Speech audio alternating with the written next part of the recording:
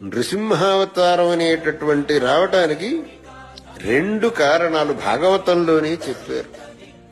2 కారణాలట. భగవంతుడు స్తంభం నుంచి ఆవిర్భవించింది ఎందుకు అనంటే, ఒకటి తన యొక్క భక్తుని మాటను నిజం చెయ్యటానికి. తన భక్తుడు ప్రహ్లాదుడు ఏమన్నాడు? హిరణ్యకశిపు వాడి తండ్రుడు, అరే నువ్వు అంతటా ఉన్నాడంటున్నావు, ఈ స్తంభంలో ఉన్నాడటరా. స్తంభంలోనూ ఉన్నాడు నాన్న అన్నాడు. ఆ ప్రహ్లాదుడి మాటను నిజం చెయ్యాలి ఒకటి. రెండోది తాను సర్వవ్యాపి అనేది చాటాలి. తాను సర్వవ్యాపి అనే దాన్ని ప్రకటించాలి. ఈ 2 కారణాలను పుచ్చుకొని భగవంతుడు స్తంభం నుంచి ఆవిర్భవించాడు అని భాగవతం చెబుతున్నది.